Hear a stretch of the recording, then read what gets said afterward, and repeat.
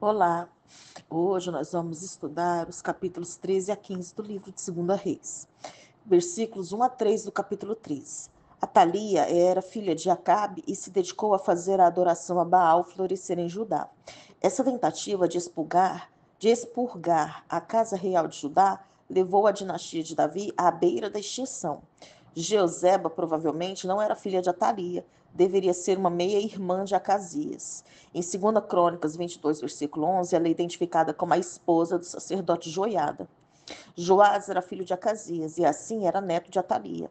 Joás, que tinha menos de 1 ano de idade, que ainda não havia sido desmamado, foi providencialmente salvo da perseguição efetuada por Atalia.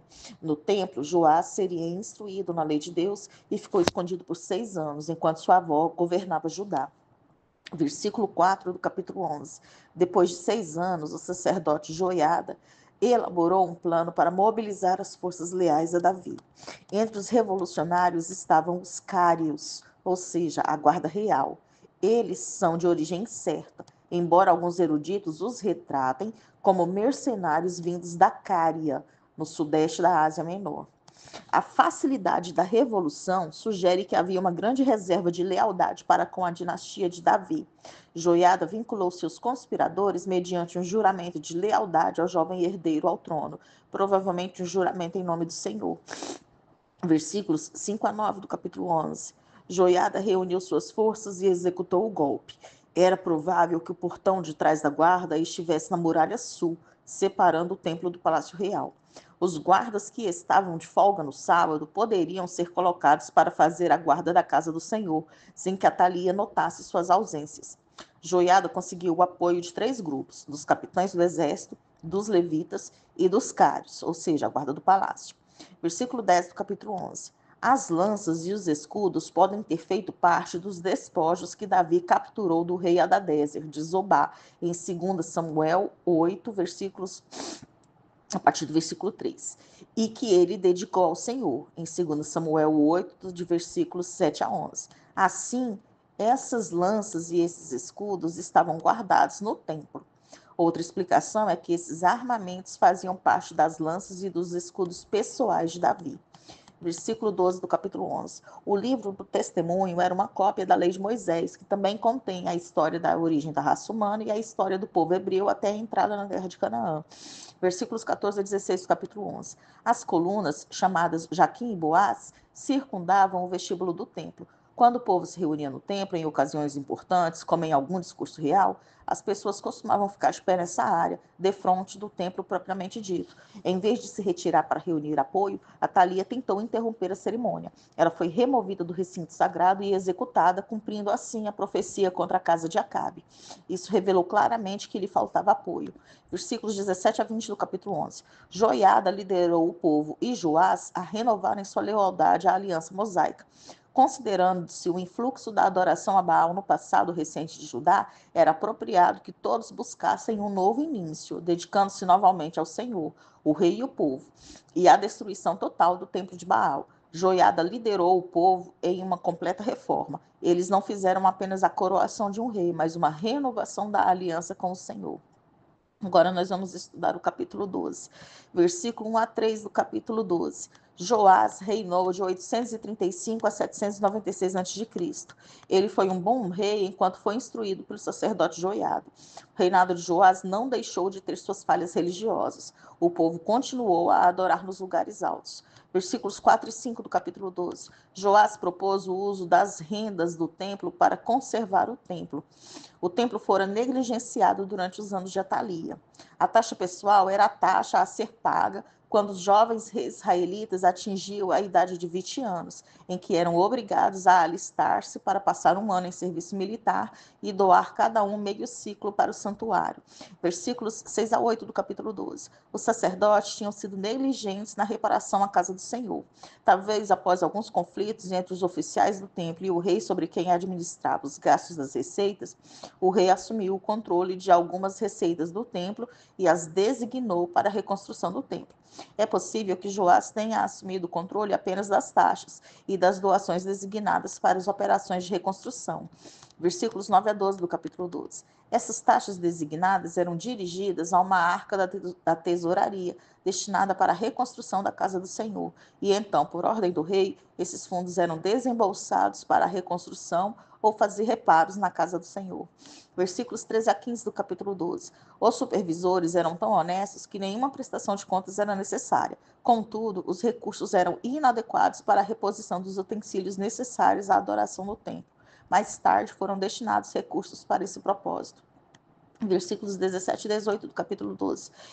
Este capítulo omite o período em que Joás caiu em infidelidade a Deus. Uma expedição de saque dirigida por Azael, rei da Síria, foi um juízo por causa das primeiras fases da infidelidade de Joás. Essa campanha demonstrou o colapso do poder israelita reunido.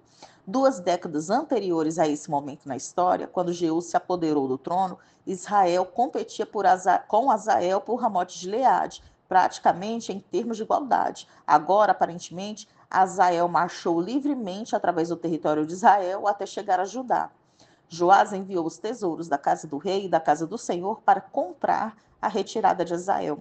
Versículos 20 e 21 do capítulo 12. Os servos de Joás eram filhos de mulheres estrangeiras empregadas pelo governo. Casa de Milo pode se referir ou a um edifício construído sobre Milo, em Jerusalém, ou então a um local dentro das muralhas de Jerusalém, a noroeste da cidade de Davi. Agora nós vamos estudar o capítulo 13.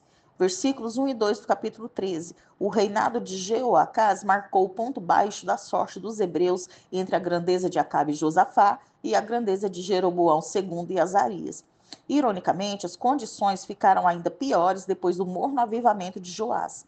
Os assírios estavam inativos na Síria e na Palestina. Consequentemente, Azael gozou de maior liberdade para saquear Israel e Judá. Esse Azael é provavelmente um segundo rei da Síria com esse nome. O pai de Jeoacás, Jeú, tinha destruído o baalismo em Israel, mas Jeoacás restaurou a falsa adoração que Jeroboão fomentara.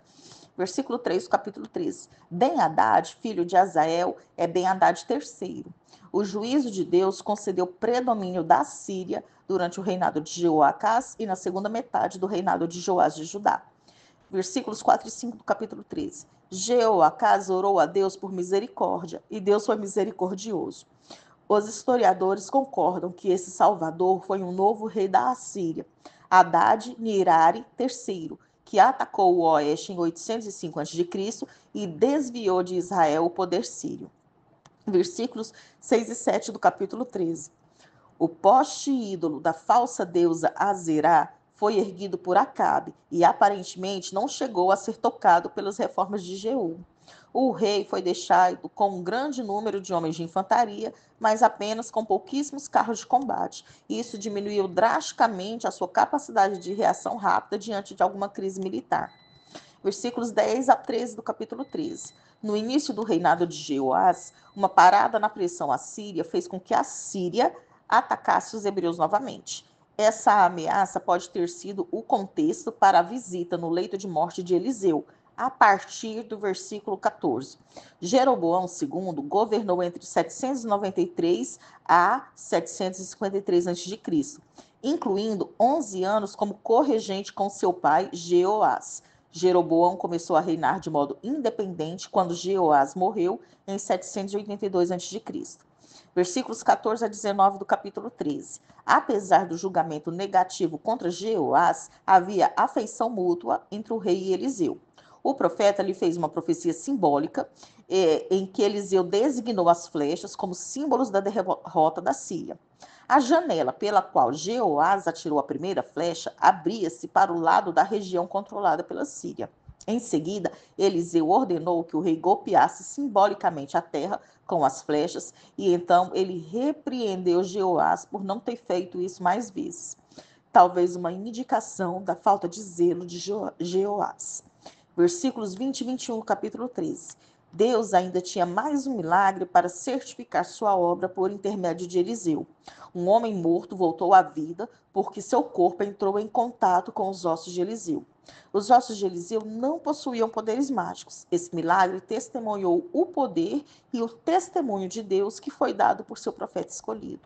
Versículos 22 e 23 do capítulo 13. Em sua misericórdia, Deus cumpriu sua promessa de livrar os israelitas da opressão da Síria, embora isso viesse por intermédio de um rei ímpio, mas a razão para essa injustificada misericórdia era a aliança de Deus com Abraão, Isaque e Jacó. Para Judá, a injustificada misericórdia para reis ímpios era possível em virtude da promessa do Senhor a Davi. Versículos 24 e 25 do capítulo 13. 3 vezes Jeoás feriu a Síria, e isso cumpriu a última profecia de Eliseu. As vitórias de Jeoás impediram a expansão dos sírios. Posteriormente, Jeroboão II também derrotaria os sírios. Nós terminamos aqui o estudo dos capítulos 11 a 13 do livro de 2 Reis.